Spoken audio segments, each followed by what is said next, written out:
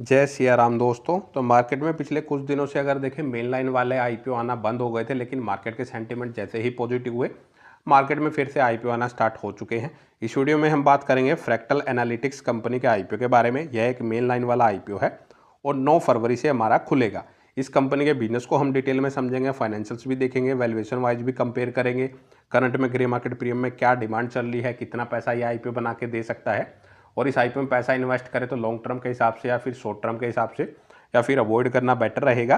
ये सारी ही बातें हम डिटेल में डिस्कस करेंगे, तो लास्ट तक जुड़े रहिएगा। तो सबसे पहले बिजनेस अगर देखें कंपनी का, तो कंपनी देखें लगभग 25 सालों से अपनी सर्विसेज प्रोवाइड करवा रही है। 2000 में कंपनी की स्थापना हुई थी। कंपनी अगर देखें एआई एंड एनालिटिक्स से रिलेटेड ही अपनी सर्विसेज प्रोवाइड करवाती है। तो एआई बेस ही कंपनी का मैक्सिमम बिजनेस है और कंपनी के क्लाइंट्स भी अगर हम देखें काफ़ी बड़े बड़े नाम उसमें शामिल हैं। Citibank, Franklin, Nestle, Philips जैसे जो क्लाइंट्स हैं।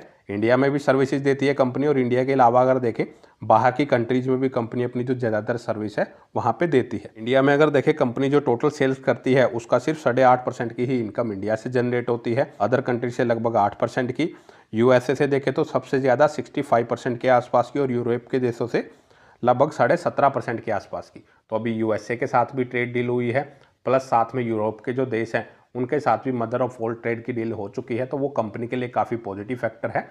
तो उस वजह से आने वाले टाइम में कंपनी तो काफ़ी अच्छी ग्रोथ कर सकती है, लेकिन ग्लोबली ज़्यादातर डिपेंडेंसी है कंपनी की। तो आने वाले टाइम में यूएसए और यूरोप के देशों के साथ इंडिया के जो रिलेशंस है वो ऊपर नीचे होते हैं, तो वहाँ पे कंपनी काफ़ी सफ़र कर सकती है। वो एक थोड़ा ड्रॉबैक है कंपनी के लिए। अब कंपनी की इनकम देखें सेगमेंट वाइज कहाँ कहाँ से जनरेट हो रही है, तो सबसे ज़्यादा देखें लगभग 39% के आसपास की CPGR यानी कि consumer packaging goods and retail वाला जो सेक्टर है वहाँ से जनरेट होती है। बाकी देखें 30% के आसपास की TMT यानी कि टेक्नोलॉजी, मीडिया एंड टेलीकॉम वाले सेक्टर से, health care and life science वाले सेक्टर से लगभग 14% के आसपास की, उसके अलावा बैंकिंग एंड फाइनेंशियल वाले सेक्टर से 11% के आसपास की, और बाकी 6% अदर सेक्टर से जनरेट हो रही है।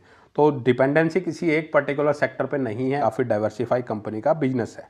लेकिन मेजरली अगर कंपनी की डिपेंडेंसी देखें वो सिर्फ एआई वाले बिजनेस पे ही ज़्यादा है। ऑलमोस्ट 100% के आसपास की कंपनी की इनकम वहाँ से जनरेट हो रही है। और टॉप 10 क्लाइंट से अगर देखें कंपनी की लगभग 54% के आसपास की, टॉप 20 पे देखें तो लगभग 70% के आसपास की। तो क्लाइंट बेस काफ़ी अच्छा है, किसी पर्टिकुलर एक क्लाइंट्स के ऊपर तो कंपनी डिपेंड नहीं है। कंपनी का बिजनेस मॉडल तो काफ़ी अच्छा नज़र आ रहा है। अब कंपेयर कर लेते हैं कंपनी के फाइनेंशियल्स को। तो 3 साढ़े 3 साल का डाटा दिया गया है। एसेट्स देखेंगे 2250 करोड़ से बढ़ के 3000 करोड़ के आसपास के ठीक ठाक बड़े हैं। इनकम देखेंगे 2000 करोड़ से बढ़ के 2800 करोड़ की हुई थी 2025 में, और इस साल 2 क्वार्टर्स में लगभग 1,00,000 करोड़ के आसपास। तो 3000 करोड़ के आसपास की इनकम वो कंपनी इजीली क्रॉस कर सकती है, अगर जैसे 2 क्वार्टर में डाटा शो किया है आने वाले क्वार्टर्स में भी शो करती है। तो प्रॉफिट की बात करें तो 2023 में कितना प्रॉफिट था, 195 करोड़ का, काफ़ी अच्छा था। लेकिन 2024 में कंपनी ने 2200 करोड़ की इनकम की थी, लेकिन 54 करोड़ का लॉस किया था। तो वो एक थोड़ा नेगेटिव फैक्टर है। प्लस 2025 में अगर हम देखेंगे कंपनी की जो इनकम है सीधा बढ़ के 220 करोड़ के आसपास हो गई है। तो अप एंड डाउन थोड़ा ज़्यादा मेरे को यहाँ पे नज़र आ रहा है। इस साल देखें 2 क्वार्टर्स में ही कंपनी ने 71 करोड़ के आसपास की इनकम की है। अगर सेम भी करती है आने वाले 2 क्वार्टर्स में प्रॉफिट, तो लास्ट ईयर के मुकाबले वो कम ही रहने वाला है। तो सेल्स तो बढ़ रही है कंपनी की, लेकिन प्रॉफिट्स में काफ़ी ज़्यादा फ्लक्चुएशन यहाँ पे मेरे को नज़र आ रहा है। रिजर्व की बात करें काफ़ी अच्छे हैं, 1937 करोड़ के आसपास के रिजर्व हैं, और सिर्फ लगभग 275 करोड़ के आसपास की डेप्ट है। तो डेप्ट तो उतनी ज़्यादा नहीं है, कंपनी इजीली मैनेज कर सकती है। अपना ऑब्जेक्ट अगर देखें कंपनी का, तो अपनी सब्सिडीज में इन्वेस्टमेंट करने वाली है, वहाँ पे मोस्टली पैसा यूटिलाइज करेगी, अपना कैपेक्स करेगी, नए लैपटॉप्स वगैरह भी, और इंडिया में भी अपने नए परमिसेस सेटअप करने वाली है, वहाँ पे पैसा यूटिलाइज करेगी। और अदर कंपनी की जो रिसर्च एंड डेवलपमेंट है, सेल्स एंड मार्केटिंग टीम है, वहाँ पे भी कंपनी पैसा खर्च करने वाली है। अब बात करें वैल्यूएशन वाइज, तो कंपनी अगर देखें पोस्ट आईपीओ लगभग 110 के मल्टीपल पी पे आईपीओ को ला रही है। तो वैल्यूएशन काफ़ी हाई मांग रही है कंपनी, वो एक थोड़ा नेगेटिव फैक्टर हो सकता है आईपीओ के लिए। मे बी आईपीओ में अगर अच्छा खासा लिस्टिंग इन मिल जाता है 30-40% का, तो बाद में गिरावट भी देखने को मिल सकती है आने वाले क्वार्टर्स में, अगर रिजल्ट कुछ ऊपर नीचे होते हैं। 15,500 करोड़ के आसपास की मार्केट कैप होने वाली है, तो एक स्मॉल कैप क्वालिटी का ये स्टॉक रहेगा। तो उस हिसाब से देखें एक वैल्यूएशन थोड़ा मेरे को नेगेटिव फैक्टर यहाँ पे नजर आ रहा है। कंपनी ने अपना कोई लिस्टेड कंपटीटर यहाँ पे मेंशन नहीं किया है। 9 से 11 फरवरी के बीच में आईपीओ खुला रहेगा।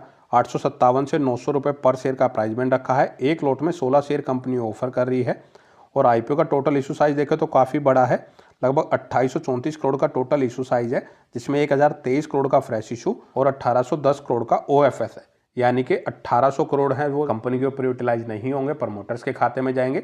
1000 करोड़ ही कंपनी के ऊपर खर्च किया जाएगा। अलॉटमेंट की बात करें तो 12 फरवरी को पता लगेगा। लिस्टिंग देखें तो 16 फरवरी यानी कि मंडे के दिन मार्केट में होती हुई नजर आ सकती है। रिटेल कैटेगरी के लिए सिर्फ 10% का ही कोटा रिजर्व रखा गया है, यानी कि 280 करोड़ के शेयर के लिए हम रिटेल कैटेगरी में बिडिंग कर सकते हैं और एक लॉट के लिए आपको मिनिमम 14,400 रुपए की इन्वेस्टमेंट इसमें करनी पड़ेगी। कंपनी का बिजनेस देख लिया, फाइनेंशियल देख लिए लेते हैं, वैल्यूएशन भी देख ली। अब बात करें ग्रे मार्केट प्रीमियम में डिमांड क्या चल रही है, तो करंट में अगर देखें इसका ग्रे मार्केट प्रीमियम अभी फिलहाल खुलते ही लगभग 12% के आसपास यानी कि 105 रुपए पे ट्रेड कर रहा है। तो लगभग 1600 से 1700 रुपए का प्रॉफिट शो कर रहा है कि पर लॉट बन सकता है, लेकिन आने वाले टाइम में ये बढ़ भी सकता है। वो टोटली डिपेंड करेगा आईपीओ में सब्सक्रिप्शन कितना होगा। ओवरऑल अप्लाई करने का सवाल आता है तो मैं लॉन्ग टर्म के लिए तो कंपनी मेरे को इतनी अच्छी नज़र नहीं आ रही, क्योंकि मेजरली एआई पे डिपेंडेंसी है। बबल्स ये कभी भी फट सकता है एआई का, तो गिरावट आएगी तो काफ़ी तेज़ी से गिरावट आ सकती है, क्योंकि पिछले 2-3 सालों में एआई ने काफ़ी अच्छी ग्रोथ दिखाई है। कंपनी की जो सेल्स है वो धीरे धीरे करके ग्रो कर रही है, लेकिन इनकम में काफ़ी ज़्यादा फ्लक्चुएशन है, वो एक थोड़ा नेगेटिव पॉइंट्स है। प्लस यूरोप और यूएसए पे ज़्यादातर डिपेंडेंसी है कंपनी की, वो भी एक नेगेटिव फैक्टर है। तो उस वजह से लॉन्ग टर्म के लिए तो मैं अप्लाई नहीं करूंगा। हाँ, लिस्टिंग इनके लिए आईपीओ में जरूर अप्लाई करने वाला हूं। आप भी कंपनी के बिजनेस और फाइनेंशियल को अच्छे से स्टडी जरूर कर लें। आपको कंपनी के बिजनेस और फाइनेंशियल कैसे लगे कमेंट करके जरूर बताइएगा। तो इस वीडियो में इतना ही। अगर आपको वीडियो अच्छी लगे तो वीडियो को लाइक और चैनल को सब्सक्राइब करना ना भूलें। जय सिया राम।